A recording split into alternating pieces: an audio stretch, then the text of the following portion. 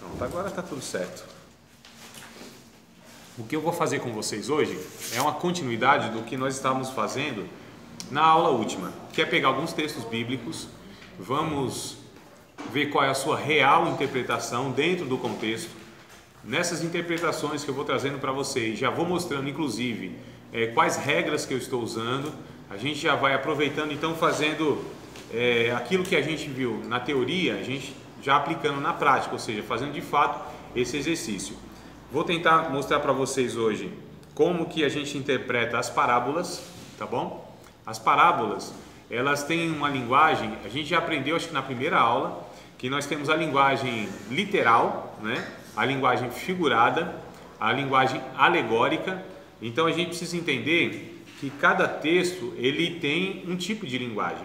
E quando a gente não identifica essa linguagem, a gente possivelmente vai interpretar errado. Lembra das primeiras regras? A gente observa, a gente interpreta e a gente aplica. Não tem jeito, amados. Observou errado, não tem como dar certo. Tá certo? Então são regras que elas são indispensáveis. Ou nós seguimos essas regras, ou nós vamos tirar conclusões equivocadas segundo até aquilo que a gente já aprendeu anteriormente, até aquilo que a gente imagina.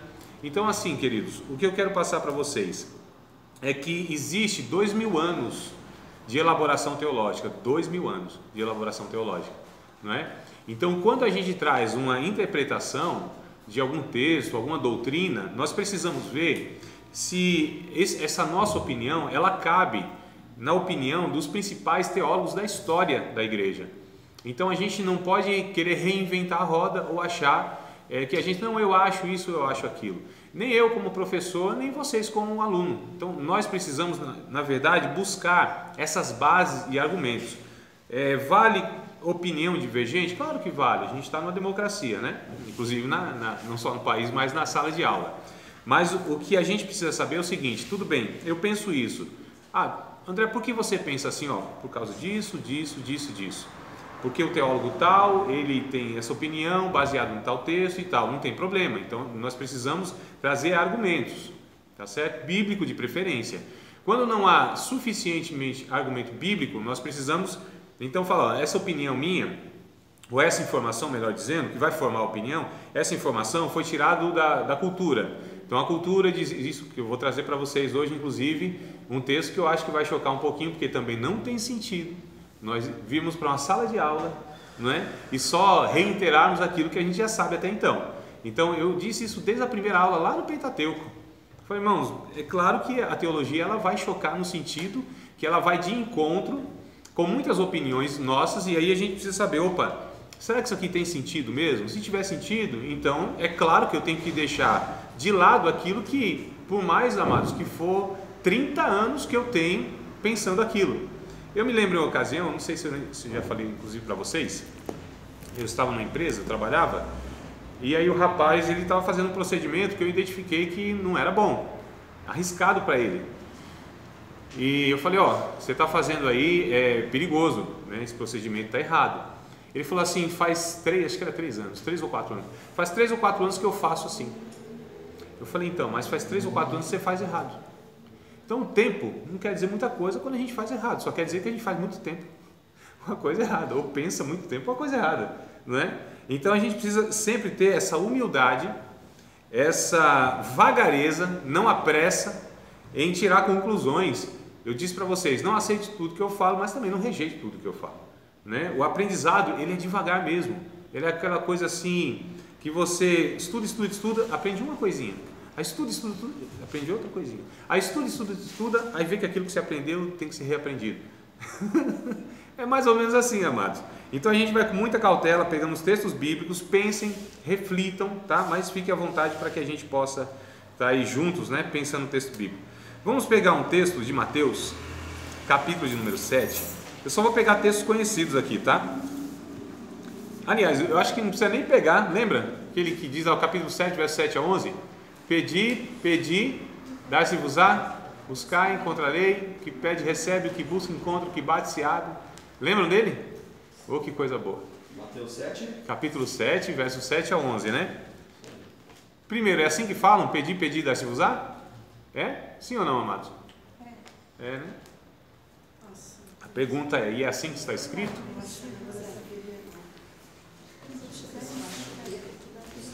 Todos aí acharam? Olha só, não tem pedir. Pede, dar-se-vos-á. Né?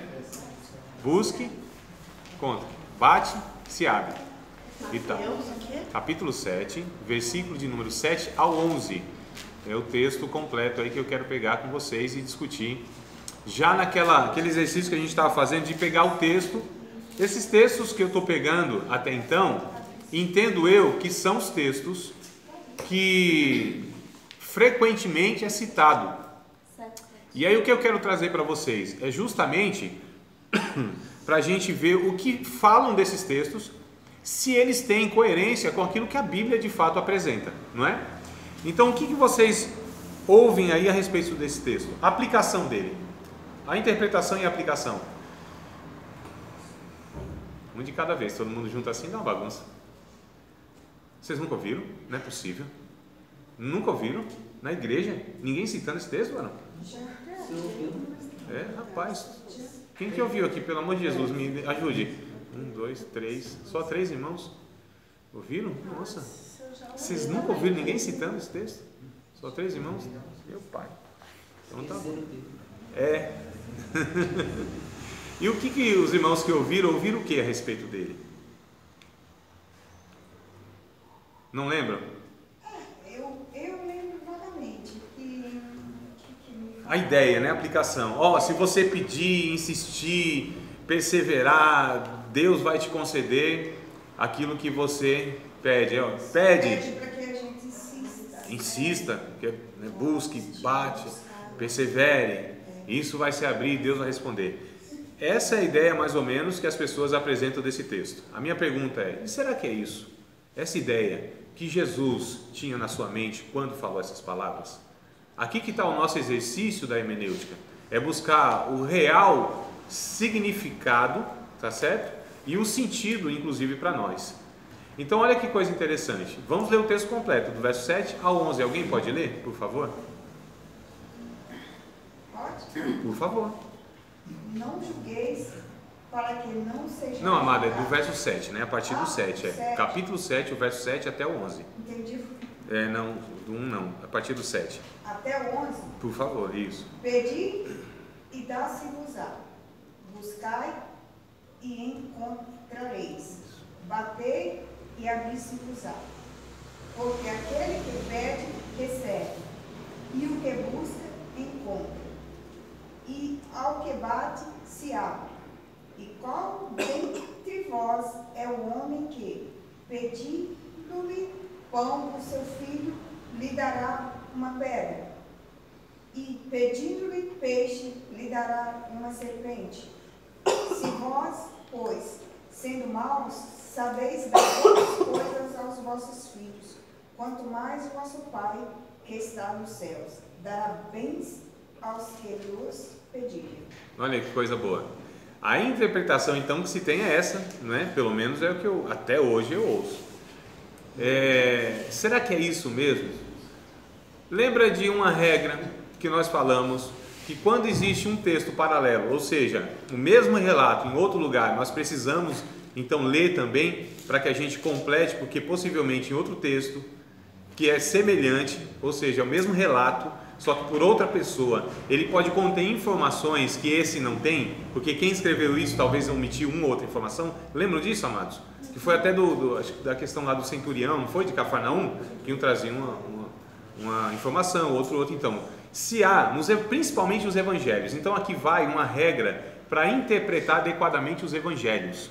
É que nós precisamos pegar, se existe a mesma passagem em outro evangelho, nós precisamos recorrer a ele e lê-lo para a gente juntar todas as informações, e aí a gente vai ter uma visão mais completa do texto, tá certo? Essas coisas que eu estou falando para vocês absolutamente precisam ser seguidas, amados. São regras que não podem, não, essa eu posso deixar de lado, essa eu posso seguir, não.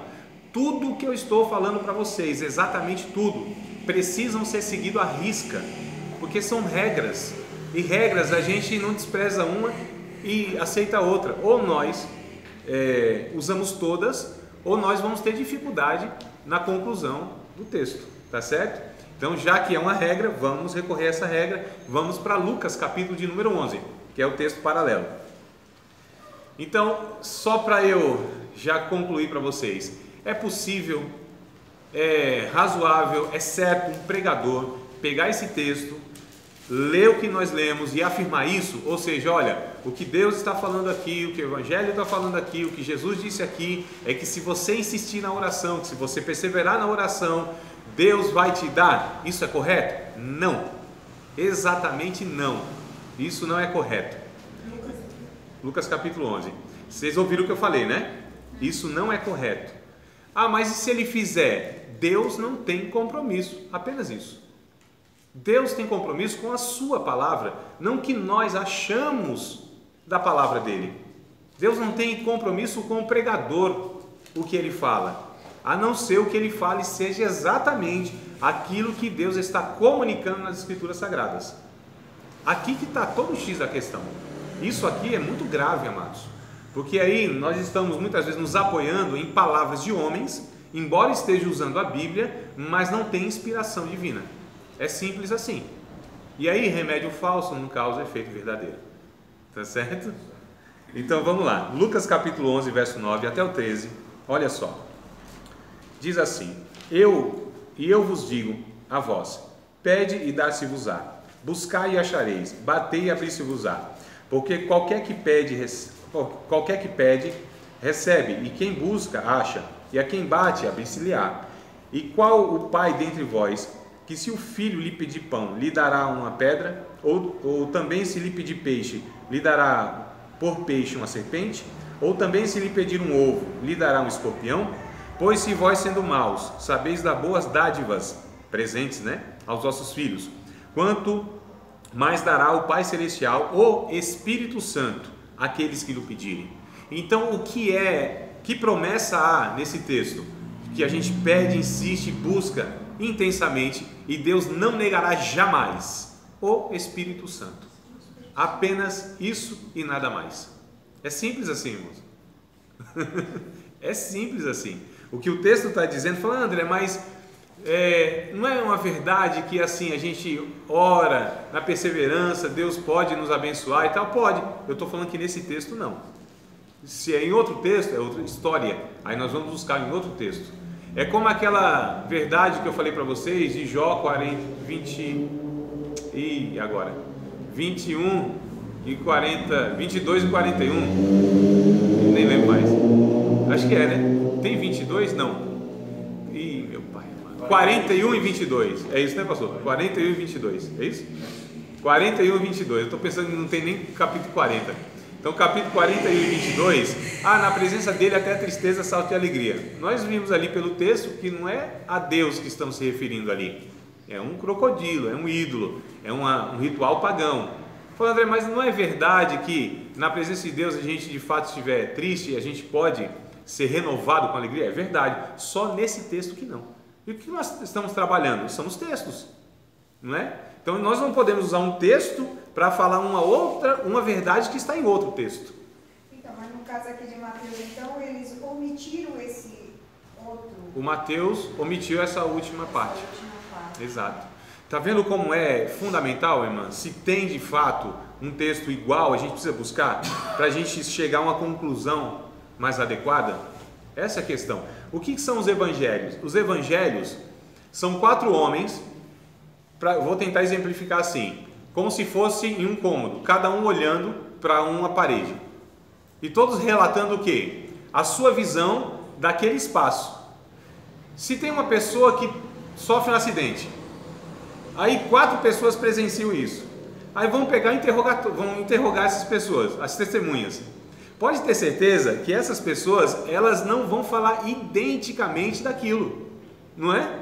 Mas aqui no caso, foi na hora de traduzir o... Não, amada, foi o relato mesmo, não, o que escreveu mesmo. O Mateus, ele escreve e ele não põe esse detalhe. E aí o Lucas... Não é detalhista, né? Não, o Lucas é assim, olha, o Evangelho de Lucas, o primeiro a ser escrito foi Marcos. Depois Mateus escreve. O Lucas, ele é um pesquisador. Se a gente ler o Lucas capítulo 1, verso 1 e 2, alguma coisa assim, ele vai dizer que ele pesquisou. Então, Lucas era um pesquisador, um historiador. Então, ele entrevistou muitas pessoas, né, que presenciaram o ministério de Jesus, inclusive alguns dos discípulos. Então, ele traz detalhes. Lucas, eu acho que tem 13 parábolas que não contém nos outros. Então, ele faz uma pesquisa. Ele é um historiador, ele faz entrevista. Então, o Evangelho de Lucas é muito mais completo nos detalhes e informações do que os outros 3. E tem mais uma questão. Quando a gente estuda os evangelhos, há 3 evangelhos que são chamados de sinóticos. O que isso quer dizer? Quer dizer, os 3 evangelhos sob o mesmo olhar. Sim, o mesmo, ótico, olhar. Então, são Mateus, Marcos e Lucas. Eles trazem passagens semelhantes, parecidas. O de João é totalmente diferente. O Mateus, quando ele escreve, olha que coisa interessante. Vocês lembram lá atrás, na primeira aula, sinótico. Mateus, Marcos e Lucas. São semelhantes, sob o mesmo olhar. São relatos bem parecidos. Só que um contém uma coisa, outro contém outra. E é por isso que essa necessidade de juntar essas informações para chegar então a uma conclusão melhor. Quando Mateus escreve o Evangelho, ele escreve para um público. Quem é esse público? Os judeus. Tanto é que é o único livro no Novo Testamento que é escrito em hebraico, no original, depois é traduzido para o grego. Mas ele tem uma intenção de falar para os judeus a respeito do Messias. Como que ele vai apresentar Jesus para os judeus como Messias? Tinha que ter algumas informações, senão os judeus já rejeitariam esse relato, esse escrito. Se Jesus não viesse de fato da tribo de Judá, é por isso que ele começa o seu evangelho, Mateus, com a genealogia. Olha, ele é filho de Abraão, ele é filho de Davi. Então sim, aí a gente já começa a ouvir o judeu. Estou falando da mente do judeu. Então, porque se ele começasse sem trazer genealogia, para os judeus isso já era rejeitado. Que Messias é esse? Qual é a genealogia dele? Ele de fato veio de Abraão? Ele é da descendência de Davi? Ele de fato é da tribo de Judá? Porque seriam esses requisitos para o Messias ser o Messias. Então ele tem a ideia, Mateus, de trazer Jesus como o rei de Israel, como o Messias. Já Marcos, ele escreve para os romanos. Ele quer apresentar Jesus para os romanos. Ele apresenta esse Jesus como aquele que veio para sacrificar. Os romanos não conheciam o que era servidão, irmãos. Eles eram os senhores do mundo. Eram aqueles que eram os imperadores, mandavam no mundo. Só que aí o Marcos, ele vem trazendo esse Jesus que serve, que ele é servo, sofredor, se sacrificou, mas por outro lado ele é poderoso. O Evangelho de Marcos é o mais curtinho, mas é o que tem mais milagres, expulsão de demônio, cura de enfermo, cegos, aleijados. Marcos 16. Oi? Marcos 16. O final, isso, que é aquela questão que, exato, que Jesus ia de fato e ia confirmando com o seu poder, inclusive a ação dos seus discípulos, né? Então a gente tem que entender isso. Lucas escreve para quem? Para os gregos. Os gregos eram os eruditos. Marcos é para os romanos. Os romanos. Só um pensamento também para continuar nessa ordem aí, professor. Então o primeiro é Marcos, o segundo é na ordem cronológica. Cronológica, tá. Marcos, depois Mateus e acredito que João, não sei se agora é João ou João Lucas. Exatamente, eu não sei, mas o primeiro é Marcos, o primeiro evangelho. Mas por que está então Mateus? Justamente por isso. Mateus está onde acaba o Antigo Testamento. Então viria agora, né, esse evangelho para os judeus, dando sequência ao Antigo Testamento. E em Mateus, Jesus é apresentado como rei, o Messias, o que veio da tribo de Judá. Em Marcos, como o servo sofredor, porém o servo poderoso. Em Lucas, ele é apresentado como o homem perfeito, porque os gregos, eles buscavam o homem perfeito, o homem fisicamente perfeito, intelectualmente perfeito. Os deuses da mitologia grega são deuses, mas são deuses e semideuses. São homens, na verdade, ou deuses com características de homens. Aquelas esculturas gregas mostravam um homem assim, todo saradão, um rosto quase com traços femininos, né? Vocês já viram? Então assim, quem que os gregos eles buscavam? O homem perfeito. Então Lucas apresenta Jesus como esse homem imaculado, perfeito, santo, sem pecado nenhum, sabedoria de Deus. E aí traz então Lucas, inclusive numa linguagem mais refinada do que o próprio Marcos, E aí vem João, que é totalmente diferente. Então os três são sinóticos. João não. João já apresenta Jesus para a igreja. E aí fala de Jesus como sendo o próprio Deus, aquele que desce do céu, o pão vivo que desceu do céu. Aquele que desceu, aquele que subiu melhor, foi aquele que desceu do céu. No princípio era o Verbo se fez carne e habitou entre nós, cheio de graça e de verdade, né? Estava no princípio com Deus e era Deus. Então João é diferente dos três. Então a gente já entende aqui, tem que ter essas informações, amados. Não só dos evangelhos, de todos os livros da Bíblia. Nós falamos isso na primeira aula, se não me falha a memória. Então estudar a Bíblia não é tarefa fácil, não é tarefa para preguiçosos, para gente negligente, para gente que é apressado e quer entender tudo, e se não faz aquela exegese, vai colocando os negócios na Bíblia porque está no seu coração, está na sua imaginação, está na sua denominação, está na sua tradição religiosa, está no que aprendeu, e aí não tem mais disposição para se debruçar diante da Bíblia, pegar livros, né, orar a Deus, pesquisar, refletir muitas vezes até chegar a uma conclusão. E a gente tem essa geração, infelizmente, que é assim, né, avexada, né, agoniada, que é tudo imediato. Não é assim, amados, não é assim. Então a gente precisa ter essa paciência. Mas voltando então, então a gente já aprendeu essa regra. Tem um texto lá em Marcos, esse texto está aqui, mas será que tem em Lucas? Se tiver, eu vou buscar. Se tiver em Mateus, eu vou buscar. Tem em Lucas, mas tem em Mateus, então eu vou buscar. E a gente junta então essas informações. Perceberam aqui? Mateus, então, a gente não chegaria a essa conclusão. Então quem lê só Mateus, essa passagem, aí ele vai tirar uma conclusão precipitada e errada, falar, não, deve ser isso, né? Olha, quem pede, busca, encontra, Deus dá. Porque se nós somos maus e sabemos dar boas coisas aos nossos filhos, quanto mais nosso Pai Celestial não dará bens, é o que está lá no texto, né? De Mateus, não dará bens, ó, tá vendo? Então é isso aí, e é o que eu ouço. Mas por que a gente ouve errado? Porque essas pessoas pregam errado porque não leem como deveriam ler a Bíblia toda. Isolado, que é coisa que a gente disse que é muito perigoso a gente fazer, né? Pegar esse texto isolado e tal. Tem uns, tudo bem, mas se tem texto em qualquer lugar da Bíblia que pode reforçar aquela nossa ideia, nós temos que buscar. A Bíblia é harmônica, ela não se contradiz. Mas olha só, como um ato simples já clareou o negócio. Então como que eu ia descobrir que Jesus está falando da insistência, do pedido e do desejo, que ele não ia jamais negar que era a pessoa do Espírito Santo e não outras coisas? Como que eu ia descobrir? Nunca ia descobrir se não lesse Lucas. Nunca. Eu fazia muito isso, eu abria a Bíblia e pegava lá só um pedacinho. Agora não. Não dá mais para fazer isso, né? Não dá mais. Que bom, a gente vai aprendendo que não tem como mais fazer essas coisas aí não. Então vamos ler outro texto, amados, de Lucas, inclusive continuar em Lucas, capítulo de número 7. Quem já ouviu falar que Maria Madalena era prostituta? Hã? E eu ficava me perguntando, será que isso é verdade ou não? Aquela mulher da vida fácil. Tinha duas, né? Duas o quê? Prostituta? Maria Madalena. Não, só tinha uma, tinha várias Marias. Maria é igual no Nordeste. Nordeste que gritou Maria de 10, 11 olha, né? Hã? Maria Salomé, tinha? Não, Maria tinha muitas Marias. Eu tô falando Maria Madalena. Madalena só era uma mesmo. É, só uma. Madalena não era nome, na verdade, né? Aliás, esses sobrenomes, eles foram surgindo depois. Por exemplo, Jonas, filho de...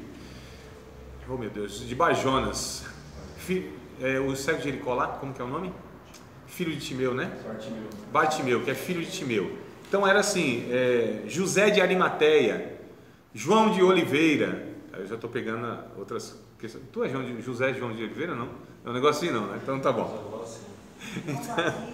Isso, João o Batista. Isso, não era João Batista. Batista não era o nome dele. E tem uns que pensam inclusive que era da igreja Batista. Não tem nada a ver. João o que batizava. É por isso que era chamado o Batista. Isso. Então, João o que batizava. Então era conhecido como João Batista, porque ele batizava. Maria Madalena, porque era da cidade de Magdala. Então, Maria de Magdala, Maria de Madalena, olha só. Nossa! Né? José de Arimateia, José era da cidade de Arimateia. Saulo de Tarso, porque nasceu na cidade de Tarso da Cilícia, na Arábia. Né? Então a gente vai entendendo essas questões. Então quem já ouviu falar assim que Maria Madalena era prostituta? Já ouviram falar? Eu pergunto, que texto é usado na Bíblia para isso? Nenhum, não existe. Isso é uma falácia que a gente chama, ou seja, vão falando, como muitas outras coisas que é falado, e a gente vai repassando, sem conferir, sem investigar, sem estudar. E assim, até tem um ditado... Tem filmes, tem novela até. Exato. Esse pessoal não estuda a Bíblia, né? Dá nisso. Então, o que acontece? Mas por que houve isso? Aí tem origem. A gente percebe que tem origem. Ah, mas tudo tem uma origem.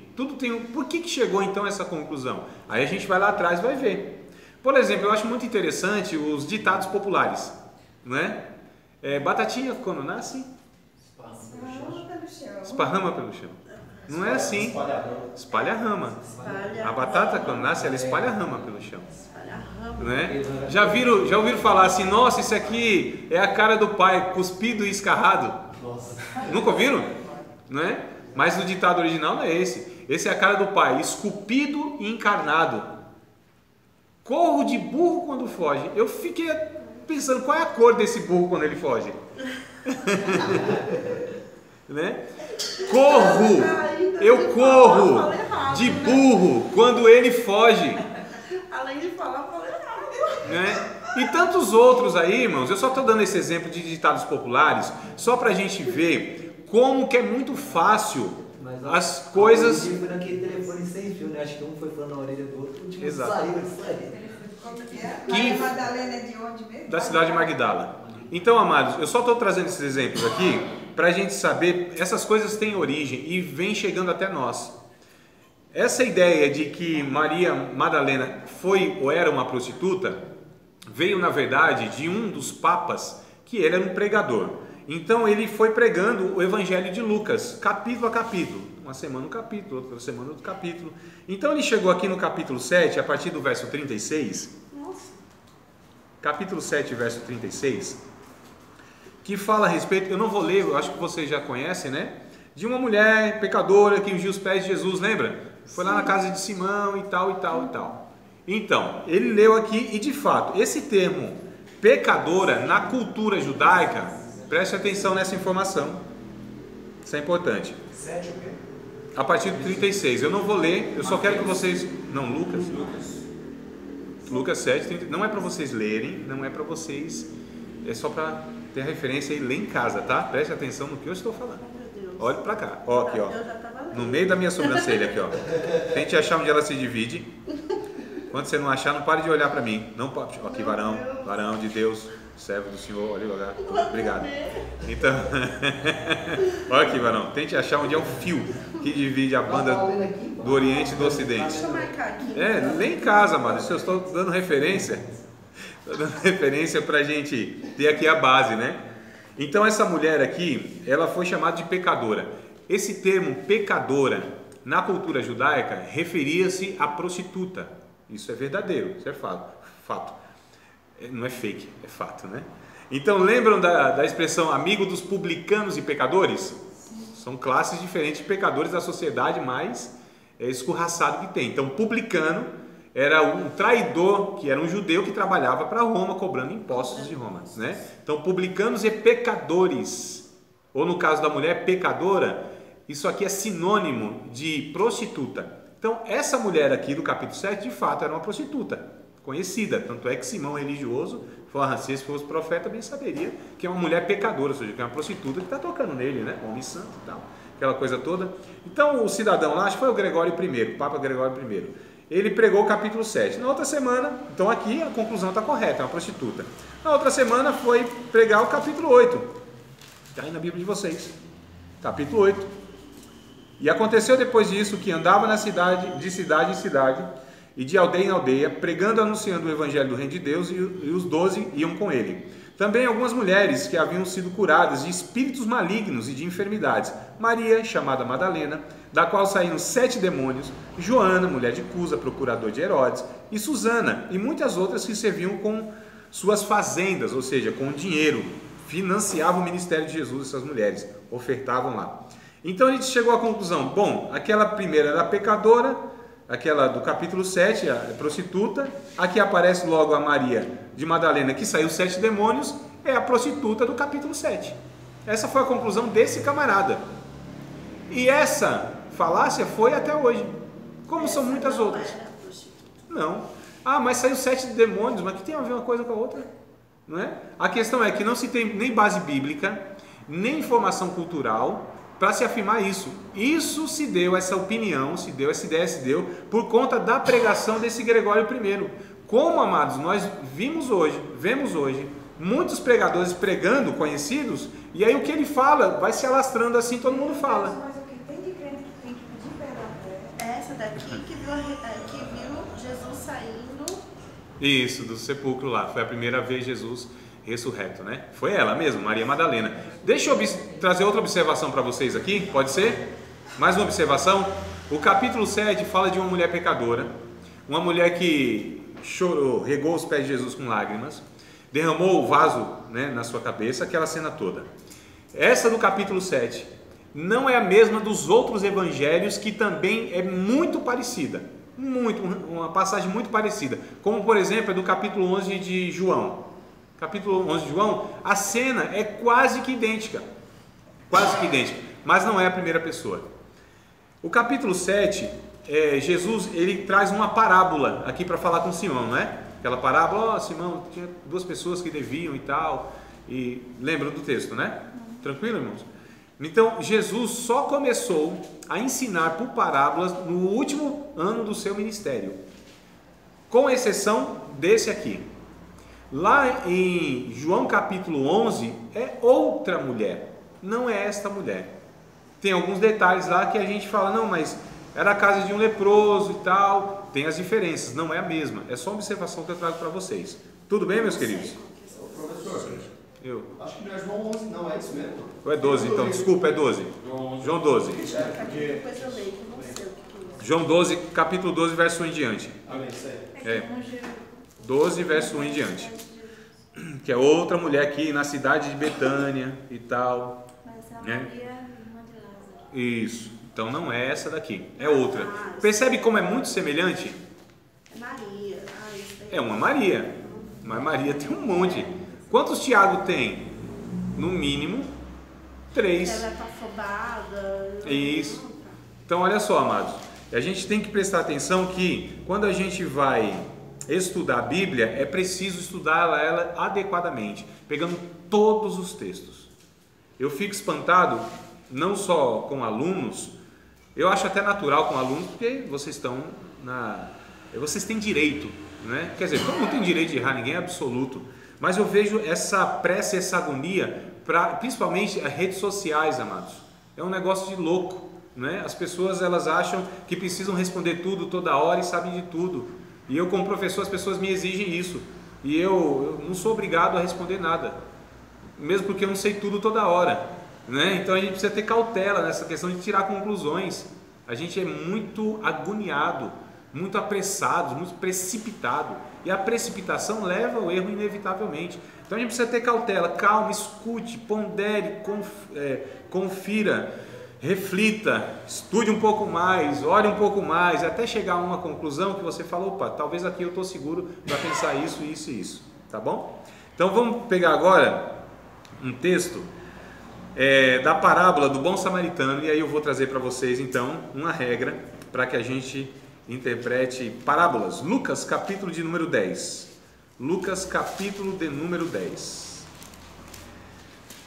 É só para dar referência, eu não vou ler, tá? É muito conhecido, eu só vou relatar. A partir do verso 25, né, até o 37. Esse é o texto que nós devemos ler. Então, olha só, irmãos.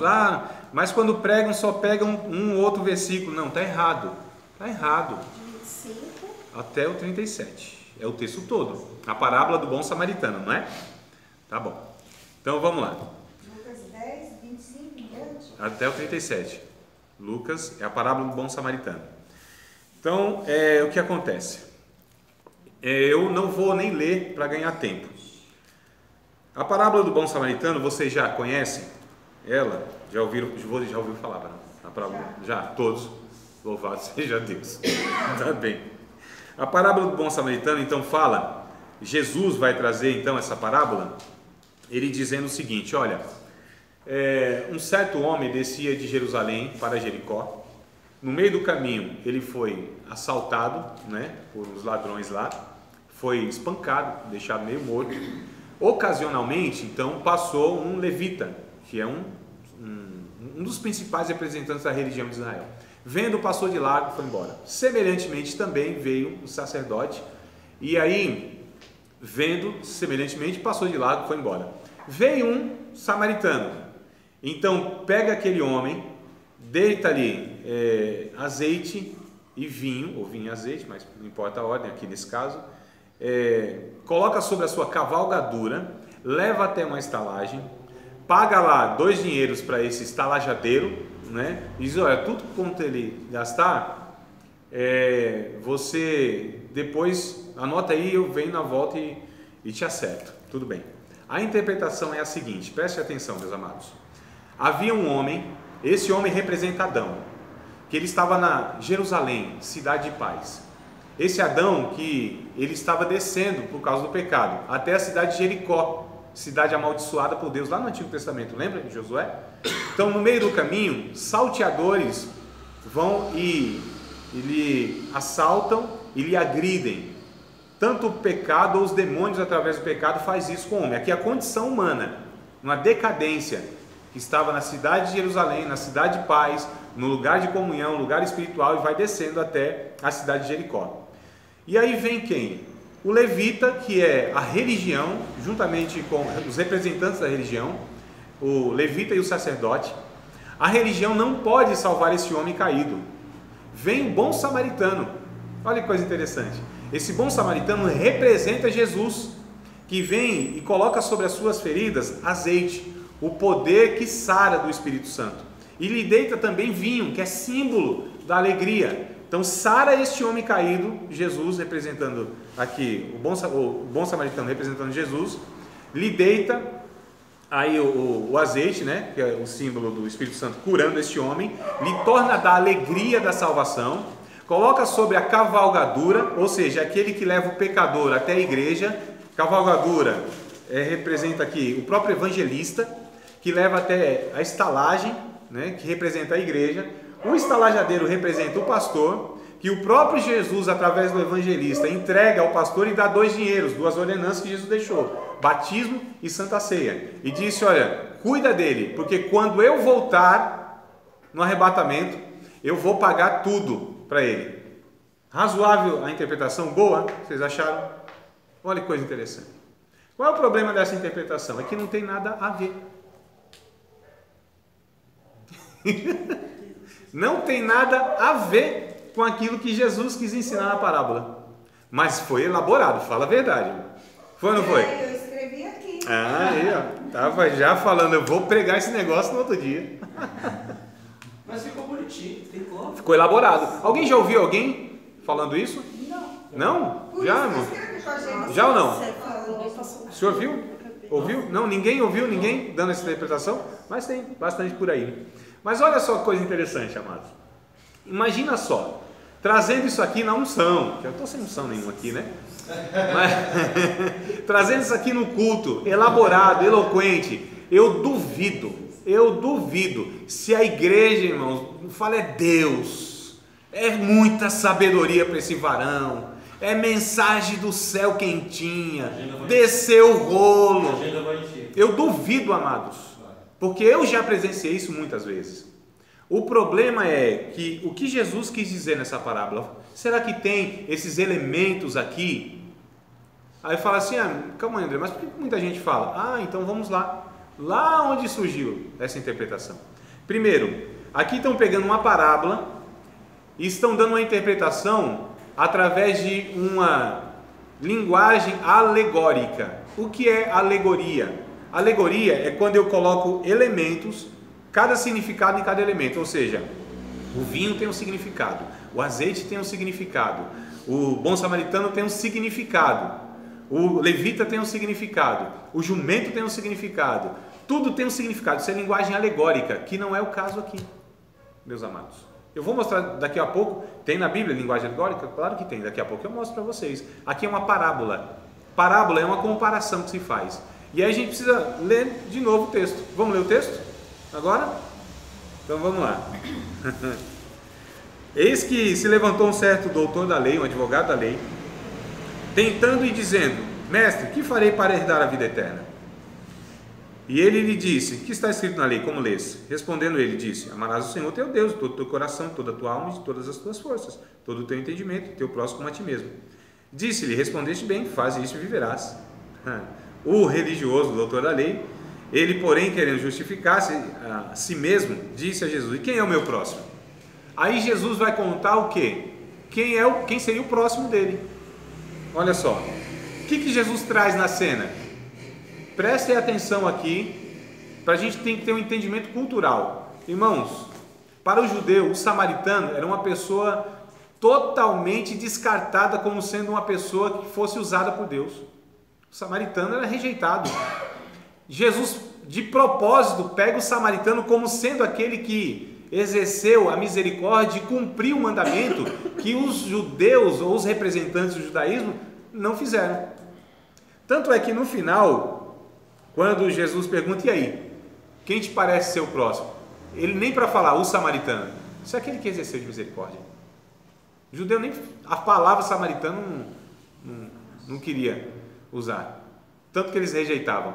O que Jesus está ensinando na parábola? Vai outra observação, isso vale anotar, vocês podem esquecer. Uma parábola, ou qualquer parábola, ou todas as parábolas, só existe uma interpretação. Nenhuma parábola escrita por Jesus, nenhuma sequer falada por Jesus, pode ter duas interpretações, pode ter aplicações diferentes. Toda parábola só tem um ensinamento apenas. Se vocês ouvirem duas pessoas falando da mesma parábola e um traz interpretação diferente da outra, um deles está errado. Fato. Não existe possibilidade de uma parábola ter duas interpretações. Tá certo? Porque quando Jesus falou por parábolas, ele quis ensinar uma verdade. Apenas uma. Ali não tem outras verdades. Então Jesus contou a parábola. Qual é a verdade? Qual é o ensinamento de Jesus a respeito da parábola do bom samaritano? O amor. Ame o próximo. Acabou. Quem é o próximo? Qualquer um. Aquele que estiver mais perto de você. Esse é o ensinamento, acabou, não tem. Ah, André, mas não representa aí o azeite, o Espírito Santo, não representa o vinho, a alegria? Não, aqui não. A linguagem aqui não é simbólica, não é alegórica, é parabólica. É diferente. Tá certo? Fala, André, mas calma aí, você falou na aula passada, eu me lembro, anotei aqui inclusive, você disse que o óleo tem uma representação, principalmente no Antigo Testamento, do poder sarador do Espírito Santo. Tem, lá em Tiago. Em outro lugar tem? Exatamente esse significado não. Aí precisa ver cada contexto. Então, quando a gente pega esses símbolos, nós vamos estudar símbolos, irmãos. Símbolos. Um símbolo na Bíblia que quer dizer alguma coisa, em toda a Bíblia quer dizer a mesma coisa? Não. A pomba representa a pessoa do Espírito Santo? Depende. Qual é o texto que nós estamos falando? Estamos falando quando Jesus foi se batizar? Que desceu, foi uma visão, né? Então aquilo é abstrato.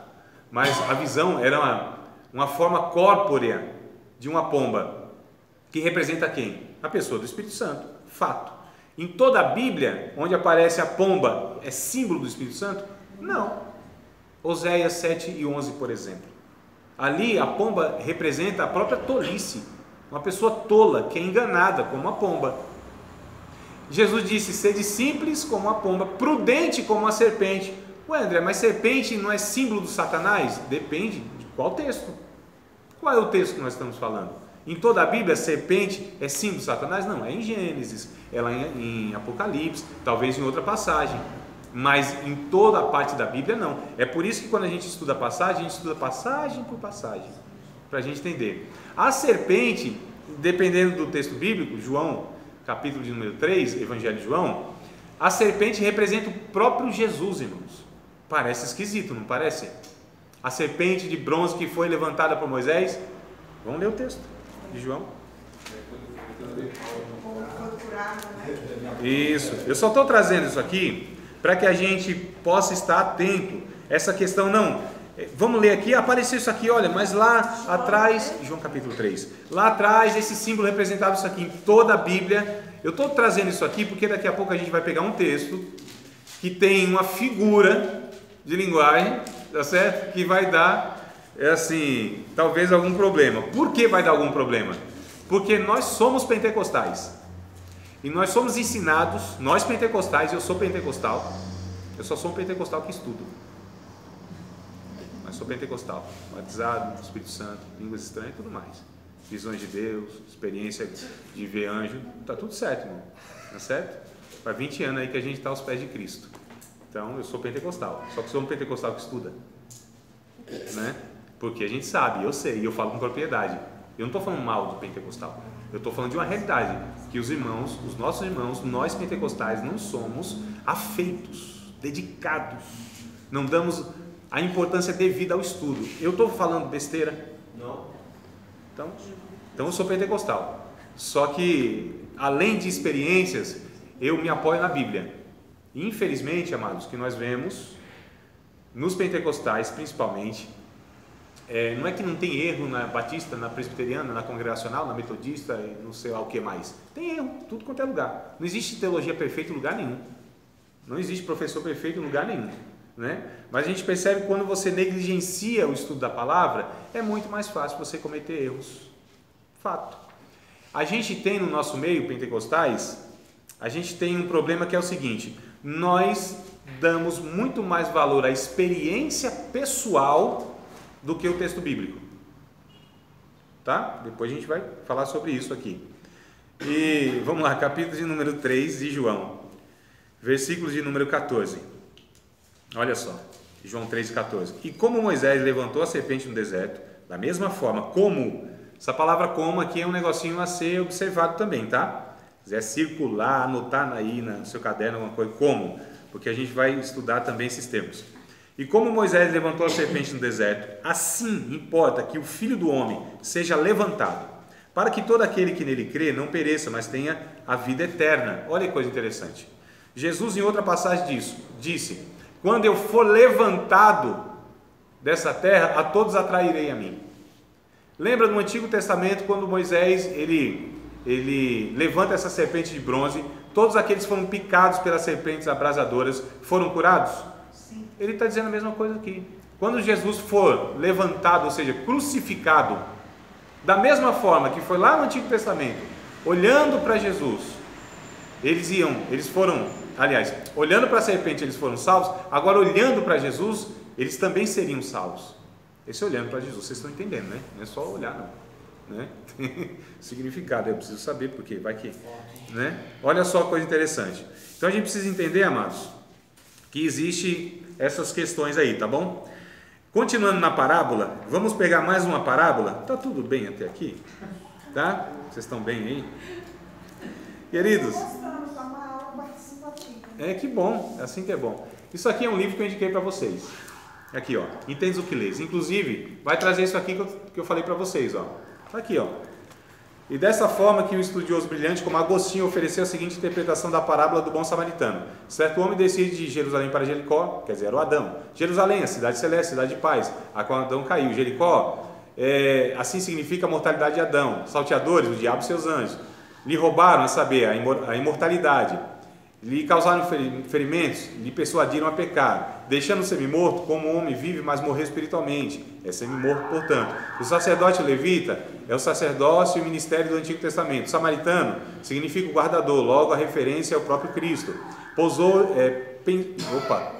Pensou-lhe os ferimentos. Significa restringir o constrangimento ao pecado. Óleo, consolo, esperança. Vinhos, tal. Animal, hospedaria. Está tudo aqui, ó.